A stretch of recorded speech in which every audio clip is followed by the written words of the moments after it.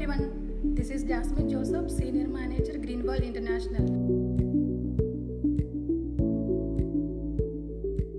Today I am here with another video of abroad education.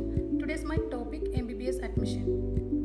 വിദേശത്ത് MBBS പഠനം തിരഞ്ഞെടുക്കുമ്പോൾ അറിഞ്ഞിരിക്കേണ്ട പ്രധാനപ്പെട്ട കാര്യങ്ങളാണ് ഇന്ന് നിങ്ങളുമായിട്ട് ഈ വീഡിയോയിലൂടെ ഞാൻ ഷെയർ ചെയ്യുന്നത്. MBBS എബ്രോഡ് അഡ്വാൻറ്റേജസിനെ കുറിച്ചാണ് ഞാനിപ്പോൾ സ്ക്രീൻ ഷെയർ ചെയ്തിരിക്കുന്നത്. നിങ്ങൾക്ക് എല്ലാവർക്കും തന്നെ ഈ സ്ക്രീൻ വിസിബിൾ ആണ്. അതിൽ ഫസ്റ്റ് പോയിന്റ് ഞാൻ ഹൈലൈറ്റ് ചെയ്തിരിക്കുന്ന ടോപ്പിക്ക് തന്നെ MBBS എബ്രോഡ് അഡ്വാൻറ്റേജസിനെ കുറിച്ചാണ്.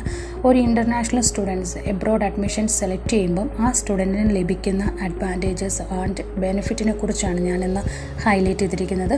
അതിൽ ഫസ്റ്റ് പോയിന്റ് എന്ന് പറയുന്നത് ഇൻ്റർനാഷണൽ ജോബ് ഓപ്പർച്യൂണിറ്റീസ് ആണ്. Second point no donation and affordable fees. Third one hands of clinical practice. Fourth one similar food and climate. And last one എന്ന് പറയുന്നത് low cost of living.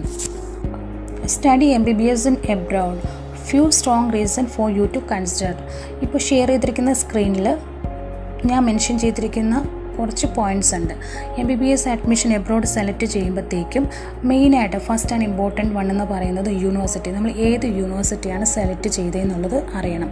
Second one എന്ന് പറഞ്ഞാൽ country, ഏത് കൺട്രിയാണ് select ചെയ്തിരിക്കുന്നത് എന്നുള്ളത് ആദ്യം അറിയുക. യൂണിവേഴ്സിറ്റി അഥവാ കൺട്രി ലൊക്കേഷൻ ബേസ് ചെയ്തിട്ടായിരിക്കും അഡ്മിഷൻ പ്രോസസ്സൊക്കെ നടക്കുന്നത്. അതിൽ ഫസ്റ്റ് ആൻഡ് ഇമ്പോർട്ടൻറ്റ് വൺ എന്ന് പറയുന്നത് തന്നെ മെഡിക്കൽ കൗൺസിൽ ഓഫ് ഇന്ത്യയുടെ റെക്കഗ്നൈസ്ഡ് ആയ യൂണിവേഴ്സിറ്റിയിലാണോ നമ്മൾ അഡ്മിഷൻ എടുത്തിരിക്കുന്നത് അല്ലെങ്കിൽ അഡ്മിഷൻ എടുക്കാൻ പോകുന്നതെന്നുള്ളത് ആദ്യം തന്നെ നിങ്ങളത് ചെക്ക് ചെയ്യണം. രണ്ടാമത്തെ കാര്യം എന്ന് പറയുന്നത് WHO വേൾഡ് ഹെൽത്ത് ഓർഗനൈസേഷൻ്റെ അപ്രൂവൽ ഉള്ള ഒരു യൂണിവേഴ്സിറ്റിയാണോ നമ്മൾ സെലക്ട് ചെയ്യുന്നത് എന്നുള്ളത് അറിഞ്ഞിരിക്കണം. തേർഡ് വൺ എന്ന് പറയുന്നത് ഇംഗ്ലീഷ് സ്പീക്കിംഗ് കൺട്രി. നമ്മൾ ഒരു കൺട്രി സെലക്ട് ചെയ്യുമ്പോൾ കോമൺ ആയിട്ട് ഇംഗ്ലീഷ് സ്പീക്കിംഗ് കൺട്രി തന്നെയാണോ സെലക്ട് ചെയ്തതെങ്കിൽ നമുക്ക് അഡീഷണൽ ആയിട്ട് ഒരു ലാംഗ്വേജ് പഠിക്കേണ്ടി വരുന്നില്ല. കോമൺ ആണ് ഇംഗ്ലീഷ് സ്പീക്കിംഗ് കൺട്രിയിൽ എടുക്കുമ്പോൾ കോമൺ ആയിട്ട് അവർ പഠിപ്പിക്കുന്നത് കോമൺ ഇംഗ്ലീഷ് ലാംഗ്വേജ് തന്നെയായിരിക്കും. അതല്ലാതെ നമ്മൾ വേറെ കൺട്രി സെലക്ട് ചെയ്യുമ്പോഴത്തേക്കും അതാത് കൺട്രിയിൽ ഒഫീഷ്യൽ ലാംഗ്വേജ് കമ്പൽസറി ആയിട്ട് പഠിക്കേണ്ടി വരും.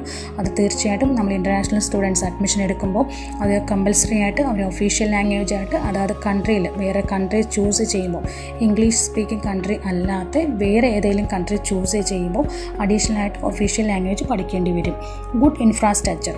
നമ്മളൊരു യൂണിവേഴ്സിറ്റി സെലക്ട് ചെയ്യുമ്പോഴത്തേക്കും നമ്മുടെ സ്റ്റുഡൻറ്റിന് നല്ലൊരു ഇൻഫ്രാസ്ട്രക്ചർ, അവർക്ക് അവിടെ പഠിക്കുന്നത് മുഖാന്തരം എല്ലാ ഫെസിലിറ്റി അവൈലബിൾ ആണോ, അവർക്ക് ഒരു ക്ലിനിക്കൽ എക്സ്പീരിയൻസ് ഉണ്ടോ, നിയറസ്റ്റ് ആ യൂണിവേഴ്സിറ്റിയുടെ നിയറസ്റ്റ് അവർക്ക് ഹോസ്പിറ്റലുണ്ടോ, നല്ലൊരു പ്രാക്ടിക്കൽ നോളജ് അവർക്ക് ലഭിക്കുന്നുണ്ടോ എന്നുള്ളത് ചെക്ക് ചെയ്യുക. ലാസ്റ്റ് എന്ന് പറയുന്നത് സേഫ്റ്റി ആൻഡ് കംഫോർട്ട് ലിവിങ്.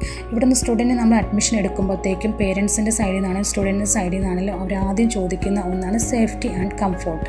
അപ്പോൾ അവരുടെ ഫുഡ് ആൻഡ് അക്കോമഡേഷൻ, അവരുടെ സേഫ്റ്റി ആൻഡ് കംഫോർട്ട്, ഒരു സ്റ്റുഡൻറ്റ് കംഫോർട്ടബിൾ ആണോ, സ്റ്റുഡൻറ്റ് സേഫ്റ്റി ആയിട്ടാണ് ഇരിക്കുന്നത്, മെയിലാണെങ്കിലും ഫീമെയിൽ ആണെങ്കിലും ഗേൾസ് ആണെങ്കിലും ബോയ്സ് ആണെങ്കിലും നമ്മൾ അഡ്മിഷൻ എടുത്ത് പുറത്ത് അബ്രോഡ് എടുക്കുമ്പോൾ അവരുടെ സേഫ്റ്റി ആൻഡ് കംഫോർട്ട് നമ്മൾ ചെക്ക് ചെയ്യുക. MBBS അഡ്മിഷൻ എടുക്കുന്നതിന് വേണ്ടിയുള്ള എലിജിബിലിറ്റി എന്തൊക്കെയാണെന്നാണ് ഈ സ്ക്രീനിൽ ഞാൻ ഷെയർ ചെയ്തിരിക്കുന്നത്. ഏജ് 17-നും 25-നും ഉള്ളിലായിരിക്കണം. +2 കമ്പൽസറി ആയിട്ട് കംപ്ലീറ്റ് ചെയ്തിരിക്കണം. Minimum 50% mark with physics, chemistry, biology mark base ചെയ്തിട്ടാണ് ഒരു MBBS അഡ്മിഷൻ എബ്രോഡിൽ നമ്മൾ എടുക്കുന്നത്. MBBS അഡ്മിഷൻ മെയിനായിട്ട് നമ്മൾ ഏതൊക്കെ കൺട്രിയാണ് ഫോക്കസ് ചെയ്യുന്നത്, ഏതൊക്കെ കൺട്രിയിലാണ് അഡ്മിഷൻ എടുത്ത് കൊടുക്കുന്നതെന്നുള്ള ഡീറ്റെയിൽസ് ആണ് ഈ സ്ക്രീനിൽ ഷെയർ ചെയ്തിരിക്കുന്നത്. Russia, Philippines, Ukraine, Kazakhstan, China, Georgia, മെയിനായിട്ടുള്ള എല്ലാ കൺട്രിയിലും തന്നെ നമ്മൾ അഡ്മിഷൻ എടുത്ത് കൊടുക്കുന്നുണ്ട്. MBBS അഡ്മിഷൻ ടോട്ടൽ ഡ്യൂറേഷൻ എന്ന് പറയുന്നത് 5.5 years ആണ്. ചില കൺട്രിയിൽ ഡിപ്പെൻഡ്സ് ഓൺ കൺട്രി ബേസ് ചെയ്ത് 6 years ആകാറുണ്ട്. ഇത് ടോട്ടൽ ഡ്യൂറേഷൻ MBBS പഠിക്കുന്നതിൻ്റെ ഡ്യൂറേഷൻ്റെ കൂടെ തന്നെ ഇൻറ്റേൺഷിപ്പും കൂടി ആഡ് ചെയ്തിട്ടാണ് ടോട്ടലായിട്ട് ഡ്യൂറേഷൻ ആഡ് ചെയ്ത് വരുന്നത്. Study BS and bachelor of science എന്ന് പറയുന്നത് ഫിലിപ്പീൻസിൽ മെയിൻലി അവർ USA സ്റ്റഡി സിസ്റ്റം ആയതുകൊണ്ട് തന്നെ ഫസ്റ്റ് ഇയർ എന്ന് പറയുന്നത് ബാച്ചിലർ ഓഫ് സയൻസ് ആണ്. ഏകദേശം ഫസ്റ്റ് ഇയർ എന്ന് പറയുന്നത് 1 year 6 months ആകാറുണ്ട്. ഡിപ്പെൻഡ്സ് ഓൺ നമ്മൾ എടുക്കുന്ന അഡ്മിഷൻ ബേസ് ചെയ്തിട്ടാണ്. അപ്പോൾ അതിൽ ഫസ്റ്റ് ഇയർ എന്ന് പറയുന്നത് ബാച്ചിലർ ഓഫ് സയൻസ് ആണ്. സെക്കൻഡ് ഇയർ ഓൺവേഴ്സ് മുതലാണ് MDയിലോട്ട് അവർ ജോയിൻ ചെയ്തത്. ഡോക്ടർ ഓഫ് മെഡിസിൻ എന്ന് പറയുന്നത് സെക്കൻഡ് ഇയർ ഓൺവേഴ്സ് മുതലാണ്. Second year, third, fourth, fifth ബാക്കിയുള്ള റിമൈനിങ് ഉള്ള 4 വർഷമാണ് അവർ MDയിലോട്ട് കയറി ഡയറക്റ്റ് MD ആയിട്ട് പഠിക്കുന്നത്. ഫീസ് റേഞ്ച് എന്ന് പറയുന്നത് ഏകദേശം 18 ലക്ഷം മുതൽ 45 ലക്ഷത്തിനുള്ളിൽ തന്നെ ടോട്ടൽ ട്യൂഷൻ ഫീസ് ആകുന്നുണ്ട്. സ്റ്റാർട്ടിംഗ് എന്ന് പറയുന്നത് ഏറ്റവും കുറവായിട്ടുള്ളത് തന്നെ 18 ലക്ഷം മുതൽ തന്നെ നമുക്ക് ടോട്ടൽ ട്യൂഷൻ ഫീസ് പാക്കേജ് നമുക്ക് കൊടുക്കുന്നുണ്ട് കുട്ടികൾക്ക്. ഇതിൻ്റെ എലിജിബിലിറ്റി ഓൾറെഡി നമ്മൾ ഡിസ്കസ് ചെയ്തിട്ടുണ്ടായിരുന്നു. +2 ആണ്. നീറ്റിനെ കുറിച്ചാണ് ഞാൻ ഈ സ്ക്രീനിൽ ഷെയർ ചെയ്തിരിക്കുന്നത്. MBBS അഡ്മിഷൻ എടുക്കുന്നതിന് നീറ്റ് ക്വാളിഫൈ ആയിരിക്കണോ, നീറ്റിൻ്റെ സ്കോർ വേണമെന്നുള്ളത് എല്ലാ പേരൻസ് ആൻഡ് സ്റ്റുഡൻസും നമ്മുടെ അടുത്ത് ചോദിക്കുന്നതാണ്. MBBS അഡ്മിഷൻ എബ്രോഡിൽ എടുക്കുന്നതിന് നീറ്റ് ക്വാളിഫൈ ആയില്ലെങ്കിലും അഡ്മിഷൻ എടുക്കാനുള്ള ഓപ്ഷൻസ് ഉണ്ട്. ഇന്ത്യയിൽ മാത്രമാണ് MBBS അഡ്മിഷൻ എടുക്കുന്നതിന് കമ്പൽസറി ആയിട്ട് നീറ്റ് ക്വാളിഫൈ ആയിരിക്കണമെന്നുള്ളത് ഇന്ത്യയുടെ റൂൾസാണ്. അത് ഇന്ത്യയിൽ അഡ്മിഷൻ എടുക്കുന്നതിന് കമ്പൽസറി ആയിട്ട് നീറ്റ് ക്വാളിഫൈ ആയിരിക്കണമെന്നുള്ളതാണ്. At the same time MBBS admission എബ്രോഡിൽ എടുക്കുന്ന ഒരു സ്റ്റുഡൻറ്റിന് നീറ്റ് ക്വാളിഫൈ ആയില്ലെങ്കിലും അഡ്മിഷൻ എടുക്കാനുള്ള ഓപ്ഷൻസ് ഉണ്ട്. ബട്ട് നമ്മൾ അഡ്മിഷൻ എടുക്കുമ്പോൾ ഇൻ്റർനാഷണൽ സ്റ്റുഡൻസ് അഡ്മിഷൻ എബ്രോഡിൽ എടുക്കുമ്പോൾ സ്റ്റുഡൻസിൻ്റെ അടുത്ത് നമ്മൾ ഓപ്ഷൻസ് പറയാറുണ്ട്. MBBS അഡ്മിഷൻ ടോട്ടൽ ഡ്യൂറേഷൻ എന്ന് പറയുന്നത് 5 years ആണ്. അവർ പഠിച്ച് കംപ്ലീറ്റ് ചെയ്ത് തിരിച്ച് ഇന്ത്യയിൽ വരുമ്പോൾ ഇവിടെ അവർക്ക് ഒരു പ്രാക്ടീസ് ചെയ്യുന്നതിനോ ലൈസൻസ് കിട്ടുന്നതിനോ ഇവിടെ ഒരു ക്ലിനിക്കൽ സ്വന്തമായിട്ട് ക്ലിനിക്ക് എന്തെങ്കിലും സ്റ്റാർട്ട് ചെയ്യുന്നതിനോ അവർക്ക് നീറ്റ് ക്വാളിഫൈ ആയുള്ള സ്റ്റുഡൻറ്റിന് മാത്രമേ ഇവിടെ വന്നിട്ട് മെഡിക്കൽ കൗൺസിൽ ഓഫ് ഇന്ത്യയുടെ അണ്ടറിൽ നടത്തുന്ന നെസ്റ്റ് നാഷണൽ എക്സിറ്റ് ടെസ്റ്റ് എന്ന് പറഞ്ഞൊരു എക്സാം അറ്റൻഡ് ചെയ്യണമെങ്കിൽ നീറ്റ് ക്വാളിഫൈ ആയ ഇൻ്റർനാഷണൽ സ്റ്റുഡൻസിന് മാത്രമാണ് നെസ്റ്റ് എന്ന് പറഞ്ഞൊരു എക്സാം അറ്റൻഡ് ചെയ്യാനുള്ള ഓപ്ഷൻസ് ഉള്ളത്. അത് ഇന്ത്യയിൽ പഠിക്കുന്ന ഫൈനൽ ഇയർ സ്റ്റുഡൻസ് ആണെങ്കിലും എബ്രോഡിൽ പഠിക്കുന്ന ഫൈനൽ ഇയർ സ്റ്റുഡൻസിനാണെങ്കിലും കമ്പൽസറി ആയിട്ട് നെസ്റ്റ് എന്ന് പറഞ്ഞ നാഷണൽ എക്സിറ്റ് ടെസ്റ്റ് എന്ന് പറഞ്ഞ എക്സാം കമ്പൽസറി ആണ്. നെസ്റ്റ് എന്ന് പറഞ്ഞ എക്സാമിന് 2 ലെവലാണ്. സ്റ്റെപ്പ് 1 സ്റ്റെപ്പ് 2 എന്ന് പറഞ്ഞ 2 എക്സാമാണ് അവർക്ക് അറ്റൻഡ് ചെയ്യേണ്ടത്. മെഡിക്കൽ സ്റ്റുഡൻസ് അറിഞ്ഞിരിക്കേണ്ട പ്രധാനപ്പെട്ട ഇൻഫർമേഷനാണ് ഞാൻ ഈ സ്ക്രീനിൽ ഷെയർ ചെയ്തിരിക്കുന്നത്. MBBS സ്റ്റുഡൻസ് ആഫ്റ്റർ MBBS എന്തൊക്കെയാണ് ഇന്ത്യയിൽ പ്രാക്ടീസ് ചെയ്യണമെങ്കിൽ അഥവാ ഇന്ത്യയിൽ വർക്ക് ചെയ്യണമെങ്കിൽ ഏതൊക്കെ എൻട്രൻസ് എക്സാമാണ് അറ്റൻഡ് ചെയ്യേണ്ടത്.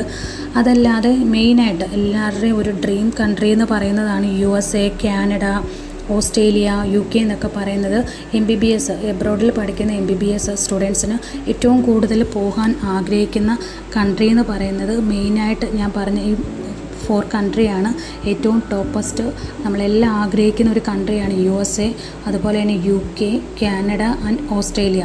ഇവിടെയൊക്കെ പോയി നമ്മൾ MBBS എന്ന് പറയുന്നത് യുക്രൈനിലോ കസക്കിസ്ഥാനോ റഷ്യ, ജോർജിയ ഏത് കൺട്രിയിലും പഠിച്ചോട്ടെ. ഇന്ത്യയിൽ പഠിക്കുന്ന ഒരു സ്റ്റുഡൻ്റ് ആണെങ്കിലും ഫോറിനിൽ പഠിക്കുന്ന സ്റ്റുഡൻസ് ആണെങ്കിലും മെയിനായിട്ട് നമ്മൾ പോകാൻ ആഗ്രഹിക്കുന്ന ഈ 4 കൺട്രിയിൽ അവിടെ പോകണമെങ്കിൽ ഒരു MBBS സ്റ്റുഡൻസ് അവിടെ പോയി പ്രാക്ടീസ് ചെയ്യണം, അല്ല അവിടെ പോയി ലൈസൻസ് കിട്ടി അവിടെ സെറ്റിൽ ആകണമെന്ന് ആഗ്രഹിക്കുന്ന സ്റ്റുഡൻസ് ആണെങ്കിൽ നിങ്ങൾ അറിഞ്ഞിരിക്കേണ്ട മെയിനായിട്ടുള്ളൊരു എക്സാമാണ് USMLE എന്ന് പറയുന്ന exam. United State medical licensing എക്സാമാണ്. ഇത് 3 ലെവലാണ്. സ്റ്റെപ്പ് 1 സ്റ്റെപ്പ് 2 സ്റ്റെപ്പ് 3 എന്ന് പറഞ്ഞിട്ട് 3 ലെവലിലാണ് USMLE എന്ന് പറഞ്ഞൊരു എക്സാം കണ്ടക്ട് ചെയ്യുന്നത്.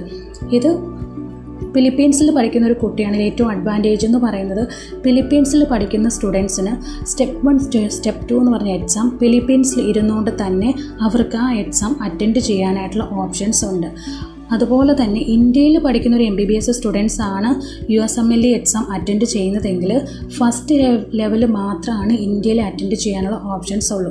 സെക്കൻഡ് ആൻഡ് തേർഡ് എന്ന് പറയുന്നത് അവർ USA പോയി അവിടെ നിന്നിട്ട് വേണം, അവിടെ നമ്മുടെ ഓൺ എക്സ്പെൻസ് കൊടുത്തിട്ട് വേണം അവിടെ പോയി നിന്ന് ക്ലിയർ ചെയ്യാനുള്ള ഓപ്ഷൻസ് ഉള്ളൂ. ബാക്കി ഏത് കൺട്രിയിൽ യുക്രൈൻ, റഷ്യ, എക്സെപ്റ്റ് ഫിലിപ്പീൻസ് ഒഴികെ റിമൈനിങ് ഉള്ള ഏത് കൺട്രിയിലുള്ള സ്റ്റുഡൻസ് ആണെങ്കിലും സ്റ്റെപ്പ് 1 മാത്രമാണ് അവർ ഏത് ഹോം കൺട്രിയാണ് ചൂസ് ചെയ്ത് അവിടെ നിന്ന് മാത്രമാണ് സ്റ്റെപ്പ് 1 എന്ന് പറഞ്ഞ എക്സാം ക്ലിയർ ചെയ്യാനുള്ള ഓപ്ഷൻസ് ഉള്ളത്. റിമൈനിങ് ഉള്ള സ്റ്റെപ്പ് 2 ആൻഡ് സ്റ്റെപ്പ് 3 എന്ന് പറഞ്ഞ USMLE എക്സാം അത് USA കൺട്രിയിൽ പോയി തന്നെ അവിടെ തന്നെ നിന്ന് എക്സാം ക്ലിയർ ചെയ്യണം. ഇത് നമ്മൾ ഓൾറെഡി ഞാൻ പറഞ്ഞു USA, കാനഡ, UK പോയി സെറ്റിലാകാൻ ആഗ്രഹിക്കുന്ന സ്റ്റുഡൻസിനുള്ള എക്സാമാണ് USMLE എന്ന് പറഞ്ഞ എക്സാം. നെക്സ്റ്റ് അടുത്ത സ്റ്റെപ്പ് എന്ന് പറയുന്നത് നമ്മുടെ MBBS ലൊക്കേഷൻ ഞാൻ പറഞ്ഞിരുന്നു. അവിടെയൊക്കെ പഠിച്ച സ്റ്റുഡൻസിന് ഇന്ത്യയിൽ വന്ന് പ്രാക്ടീസ് ചെയ്യണം. അഥവാ ഇന്ത്യയിൽ നമുക്കൊരു ജോബ് കിട്ടി, ലൈസൻസ് കിട്ടണം, ഇവിടെ തന്നെ ഒരു സ്വന്തമായിട്ട് ഒരു ക്ലിനിക്ക് സ്റ്റാർട്ട് ചെയ്യണമെന്ന് ആഗ്രഹിക്കുന്ന സ്റ്റുഡൻസ് ആണെങ്കിൽ ഇവർ തീർച്ചയായിട്ടും നീറ്റ് ക്വാളിഫൈ ആയ ഒരു സ്റ്റുഡൻറ്റിന് മാത്രമേ നാഷണൽ എഡ്സെറ്റ് ടെസ്റ്റ് എന്ന് പറഞ്ഞ എക്സാം, മെഡിക്കൽ കൗൺസിൽ ഓഫ് ഇന്ത്യയുടെ അണ്ടറിലുള്ള എക്സാമാണ്. അത് ഇന്ത്യയിൽ വർക്ക് ചെയ്യണമെങ്കിൽ നാഷണൽ എഡ്സെറ്റ് ടെസ്റ്റ് കമ്പൽസറി ആയിട്ട് നമ്മൾ കംപ്ലീറ്റ് ചെയ്തിരിക്കണം. ഈ എക്സാം സ്റ്റെപ്പ് 1, സ്റ്റെപ്പ് 2 പറഞ്ഞ എക്സാമാണ്. അത് ഓൾറെഡി ഞാൻ നേരത്തെ ഡിസ്കസ് ചെയ്തിട്ടുണ്ട്. ഈ 2 ലെവൽ കംപ്ലീറ്റ് ചെയ്ത് കഴിഞ്ഞ ഒരു സ്റ്റുഡൻറ്റിന് മാത്രമാണ് ഇത് ക്ലിയർ ചെയ്യാനുള്ള ഓപ്ഷൻ ഉള്ളത്. ഇത് ടോട്ടലി പ്രാക്ടിക്കൽ നോളജാണ് കൂടുതലായിട്ട് ഈ നാഷണൽ എഡ്സെറ്റ് ടെസ്റ്റിൽ സ്റ്റെപ്പ് 1 ആൻഡ് സ്റ്റെപ്പ് 2ൽ കൂടുതലായിട്ട് ചോദിക്കുന്നത്.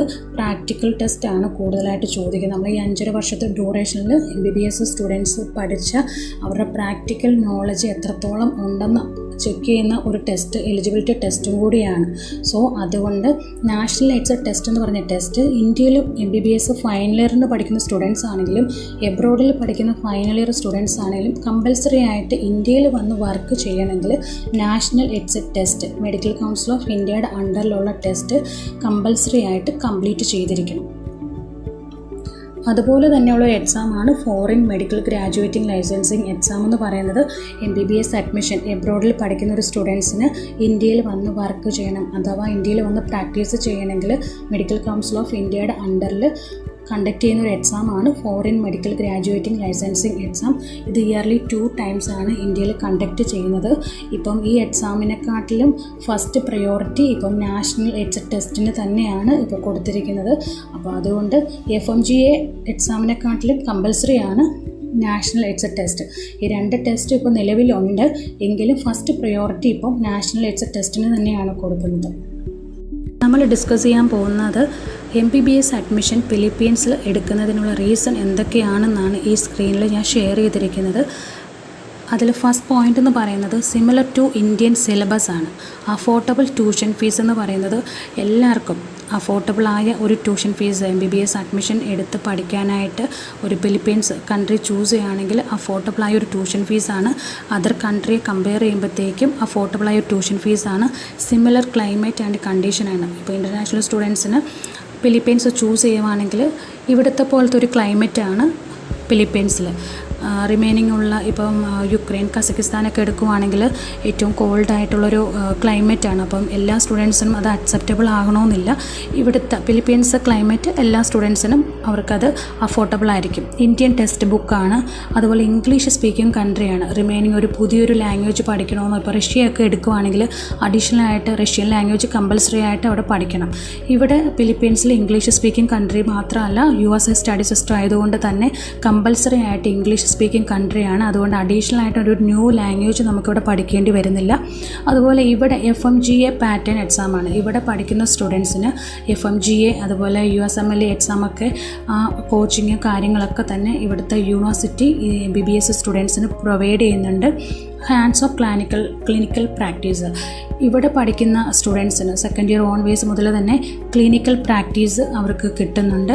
Student ratio, cadaver and student ratio എന്ന് പറയുന്നത് ഇവിടെ ഫൈനൽ ഇയർ പഠിച്ചിറങ്ങുന്ന ഒരു സ്റ്റുഡൻസ് USMLE എക്സാം ആണെങ്കിലും FMGA എക്സാം ആണെങ്കിലും അറ്റൻഡ് ചെയ്യുന്ന സ്റ്റുഡൻസ് റിമൈനിങ് ഉള്ള കൺട്രിയെ കമ്പയർ ചെയ്യുമ്പോഴത്തേക്കും ഇവിടുത്തെ റിസൾട്ടിൻ്റെ റേഷ്യോ കൂടുതലാണ്.